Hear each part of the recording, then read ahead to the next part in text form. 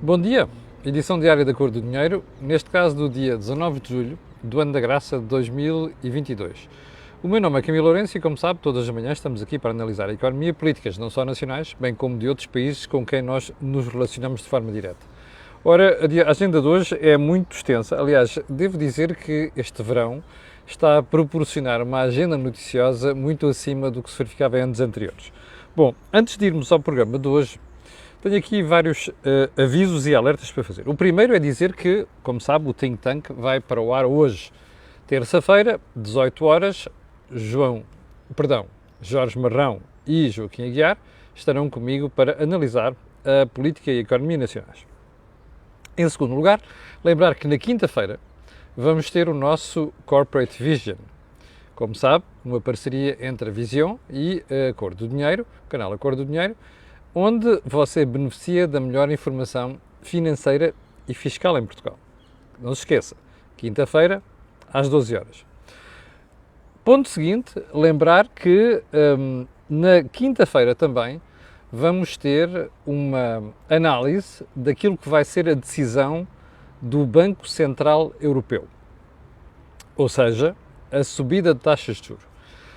Eu quero recordar a Vossas Excelências que, e já vou fazer aqui um reminder, a Cor do Dinheiro fez uma parceria com a Twinkle para cobrir uma parte da análise de acontecimentos económicos de que eu irei falar com algum detalhe nas próximas semanas.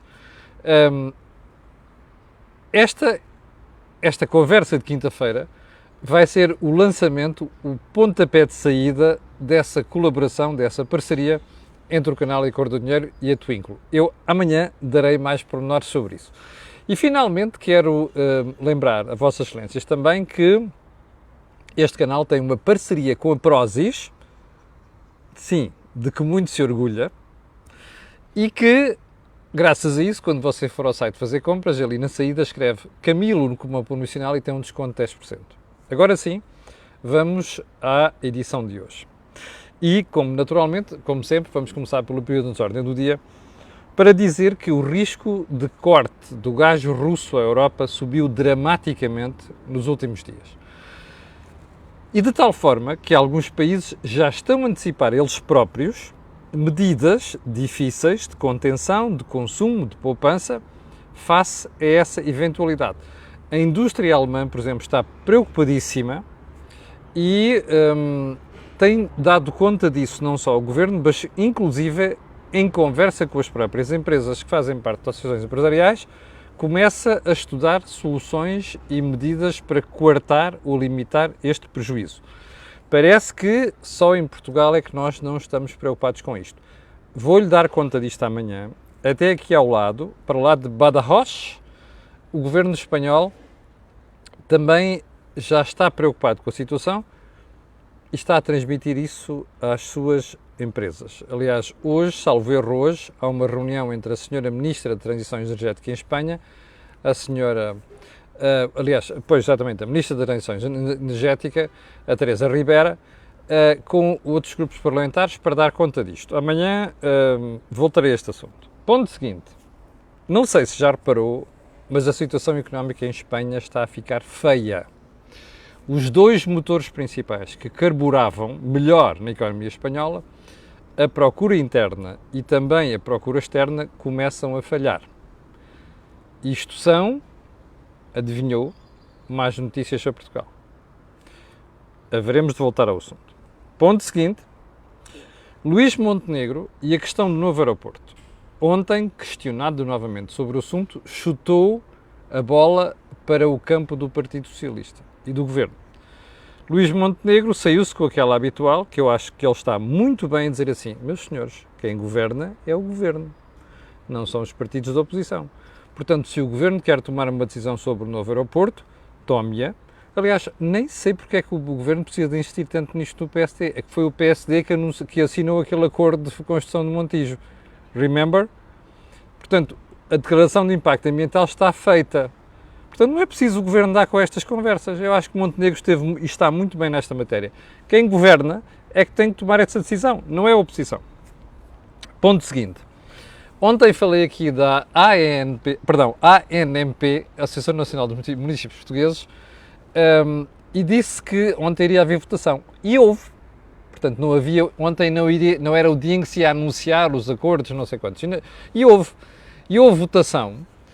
E a verdade é que a esmagadora maioria votou a favor. Aliás, o próprio PSD, que se receava alguns socialistas que viesse a colocar-se na retranca, votou favoravelmente. Portanto, isto é uma vitória de quem preside neste momento a Associação Nacional de Municípios, a Luísa Salgueiro, a quem eu quero dar os parabéns aqui. Acho que as cedências que o Governo fez são significativas em matéria de descentralização, embora haja áreas onde não se foi suficientemente longe. A saúde é uma delas e a ação social é outra. Vamos ver como é que isto vai correr. Pontos principais de hoje, acabámos o período de ordem do dia, pontos principais hoje. O país está confrontado com o maior saque fiscal de que tem memória. Ok? A expressão é esta, saque fiscal. Já lhe vou explicar. Este é o polo principal do programa de hoje. O segundo polo principal é António Costa esquizofrénico, ou se quiser, ciclotímico, ou como você quiser chamar. E eu já vou explicar isto, ok?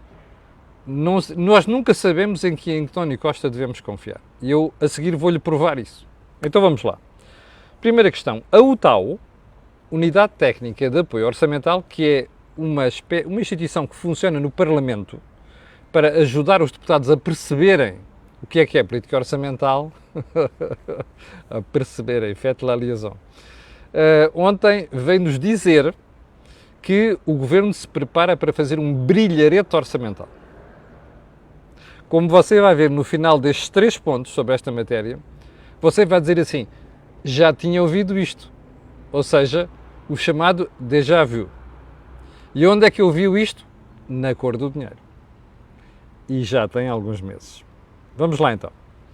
A UTAO diz assim, o Governo está-se a preparar para chegar ao final deste ano e colocar o déficit orçamental abaixo do que tinha previsto. Bom, pergunta, o que é que o Governo tinha previsto? Muito simples, um déficit de 1,9%.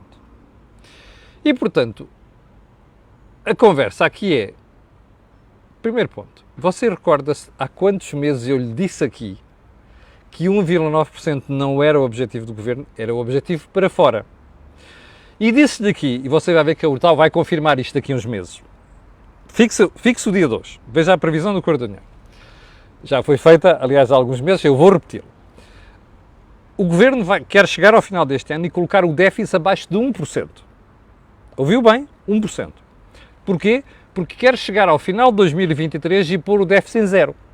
Ou até com um ligeiro superávit. Você ouviu isto aqui e isto hoje é uma repetição. Portanto, daqui a uns meses a UTAO vai confirmar isto. Bom, o que é que isto quer dizer? Que o Governo quer aparecer como realmente o grande Governo das contas certas. Bom, contas certas aqui têm a ver com 2 coisas. Primeiro, conter despesa em áreas onde não devia ter contido, no apoio à economia, às empresas e às famílias durante a pandemia. Portugal foi o país que gastou menos dinheiro nesse aspecto. E, por outro lado, com uma receita fiscal brutal. Se você for ver o comportamento de impostos como o IVA, estão a crescer acima de 25%. Ouviu bem? 25%. A tal ponto que, como diz a própria UTAO, este saque fiscal, que é um saque fiscal, repara uma coisa, IVA a crescer acima de 25%? Bom, este saque fiscal está já acima de 2019. Portanto, acima do que se verificava quando a economia estava sob o efeito, aliás, os últimos resultados antes do efeito da pandemia. Bom, você perguntará, e a inflação tem alguma coisa a ver com isto? Tem, porque, como você sabe também, a inflação quer dizer subida geral de preços. Ora, se sobem os preços, a arrecadação fiscal é superior. Mas, como não se fez atualização, e isto vai ficar claro nos próximos meses, como não se fez a atualização dos escalões do IRS, quer dizer que as pessoas aumentam de rendimento artificialmente, caem, ou melhor, e aquilo que o Estado do arrecada é mais elevado porque não se fez subida dos escalões do IRS.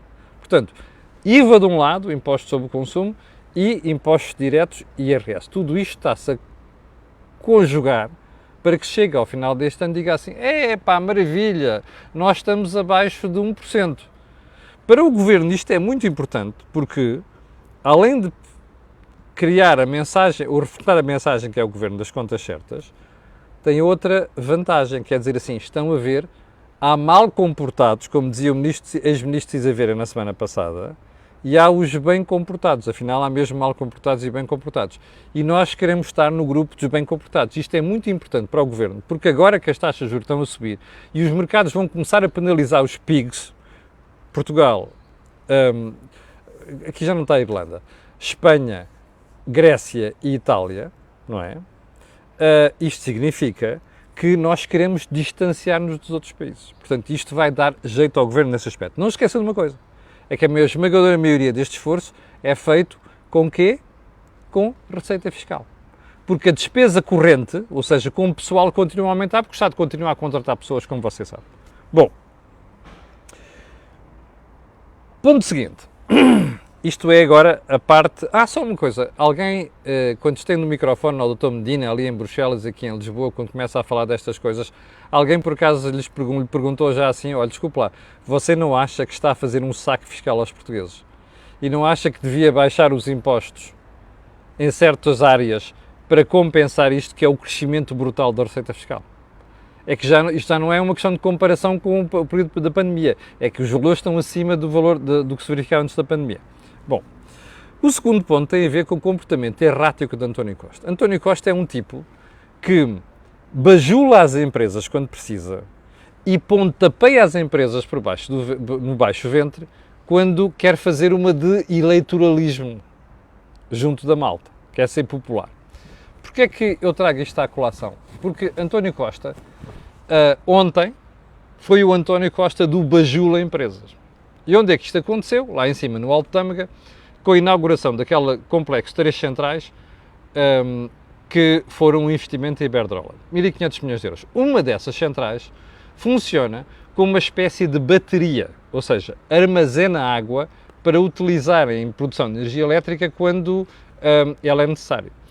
E há algumas barragens em Portugal que já fazem isto. Esta faz isto de uma forma superlativa, que é bombar a água nos períodos de baixa, para as albufeiras, para depois serem utilizados. Chama-se isto, costuma chamar isto de gigabateria. Ora, porquê? Uma bateria de água. Bom, isto é um investimento brutal da Iberdrola.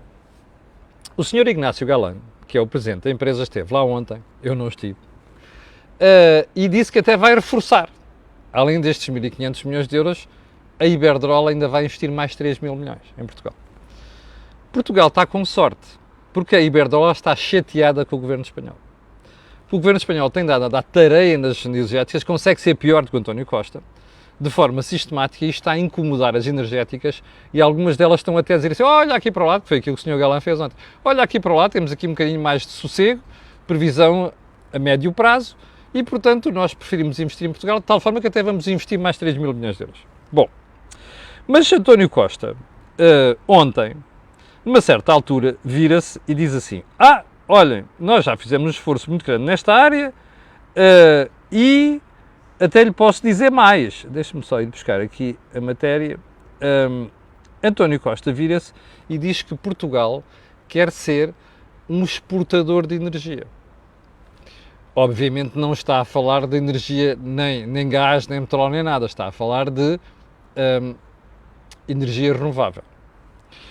E António Costa diz que nós até podemos ser um país que passa a exportar essa mesma energia. Bom, a pergunta que eu tenho para si é simples. Portugal pode passar a exportador de energia renovável? Pode. Precisa é de um investimento brutal nestas áreas, muito maior do que já foi feito até agora. Aonde? Nas eólicas e no solar, que é precisamente o sítio onde o Sr. Galán dizia ontem que a Espanha vai fazer, que a Iberdrola vai fazer mais investimentos. Bem, agora a questão é esta. Quem é que vai fazer este investimento nas renováveis para nós passarmos a país exportador? As empresas.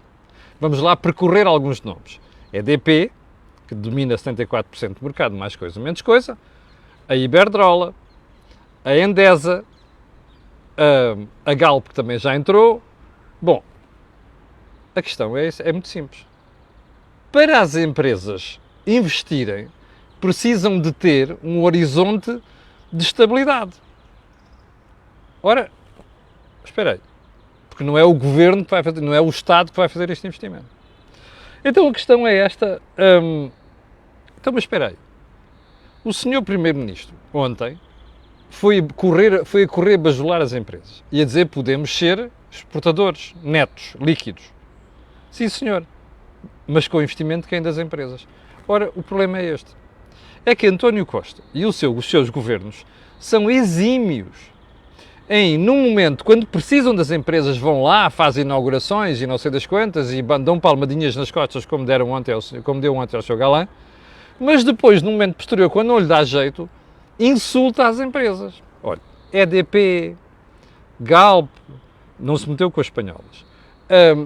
No passado, Portugal Telecom, REN, olha, Luz Saúde, lembra-se? Bem, ou seja, António Costa é um bocadinho bipolar. Hoje diz uma coisa quando lhe dá jeito, publicamente.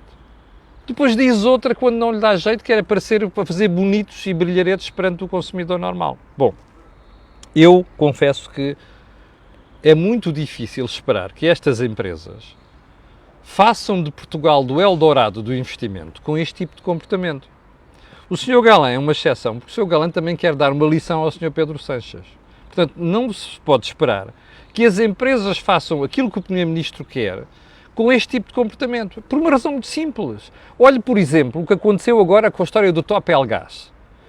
Como você sabe, o Governo diz assim, não, vocês não pagam mais de 50 euros por megawatt-hora. E as empresas dizem, mas quem me vende gás não vende a 50, vende a 200 ou 110, que é o preço do mercado. E o pessoal diz, está bem, mas que vai ser subsidiado. Quem é que paga esta diferença? É o sistema. Quem é que são o sistema? O sistema é o cluster das elétricas em Portugal. Ou seja, isto é um pontapé nas empresas energéticas. Ora, o que as empresas pensam quando investem é o seguinte, espera aí, isto paga-se a 20 anos. Então eu faço o investimento e a meio do percurso mudam as regras, que é aquilo que aconteceu. Portanto, enquanto isto acontecer, não vale a pena nós sonharmos com Eldorados de grandes investimentos em Portugal. Ora, é este o problema do Primeiro-Ministro. Num momento tem uma cara, no outro momento tem outra. Eu, sinceramente, não sei como é que as empresas energéticas continuam a investir tanto em Portugal.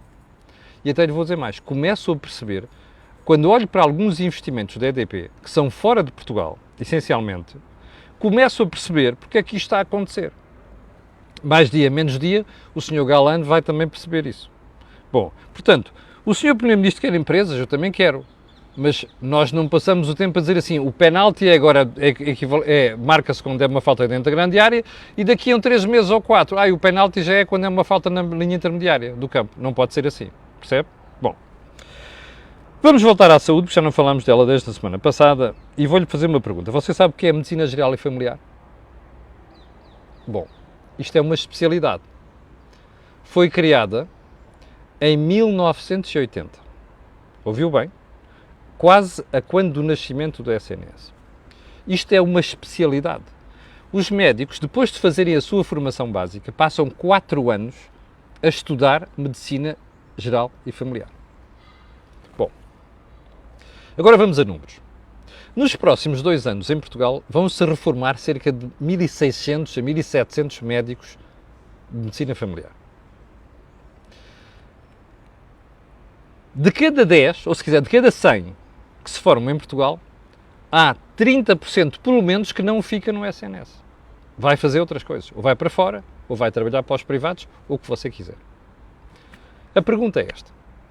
Então, como há 1 milhão e quase 400 mil portugueses que não têm médico de família, porquê é que estes médicos não ficam no SNS? A resposta é simples. Porque não veem perspectivas de futuro no SNS. Preferem emigrar ou trabalhar no setor privado. Mas não é apenas uma questão de salário. É uma questão de perspectiva de carreira. Ok? É por isso que você não tem médicos de família em número suficiente em Portugal. Apesar das promessas sistemáticas do Dr. António Costa e da Sra. Marta Temido. Bom, agora a questão é a seguinte. Como o Governo já está cansado de fazer esta má figura, não há médicos de família para todos, diz assim, epá, nós temos de tapar este buraco. E como é que se tapa este buraco? O Governo decidiu que vai contratar para chamar médicos de família quem não é médico de família. Percebe? São aquilo que se chama médicos indiferenciados. Deixe-me fazer-lhe uma pergunta. Imagine você que tem um cancro. Azar qualquer. E alguém diz assim, quem o vai seguir é um cardiologista. What the... Percebe?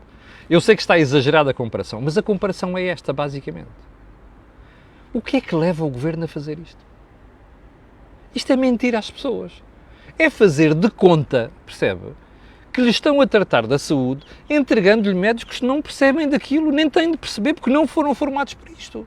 Porque é bom não esquecer que a medicina geral e familiar é uma especialidade, não é uma brincadeira. Aqueles gajos são os menos importantes do sistema de saúde. Não, se calhar são dos mais importantes, porque são aqueles que acompanham as famílias, as pessoas desde o início, conhecem o seu historial e depois encaminham para esta especialidade, para aquela especialidade, percebe? Isto é gritante.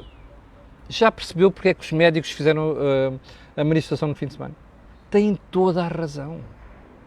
Isto é uma vergonha, percebe? Eu só não percebo como é que, com o SNS a bater este nível, que chama mesmo no fundo, toda aquela malta que vomitava coisas, nomes impropérios contra a Troika na altura, pelas malfeitorias que andou a fazer, não é? Agora está calado. Isto é o supra-sumo da incompetência, percebe? Que é chamar os médicos que não são médicos de família, médicos de família. Bom, eu tinha aqui mais umas coisas para falar da entrevista do Sr. Ministro da Economia e também da doutora Elisa Ferreira, mas já não temos tempo, que já violamos violentamente o tempo de hoje. Mas vai ficar para amanhã, ok? Não se esqueça disso. Também não se esqueça que nós às 18 horas temos o Think Tank e que nós, eu e você, voltaremos a estar juntos amanhã às 8 da manhã. Tenha um grande dia e para o final fica o pedido sempre. Colocar um gosto e fazer partilha nas redes sociais. Já sabe porquê. Aquilo que houve aqui não houve em mais sítio nenhum. Obrigado e até logo às 18 horas.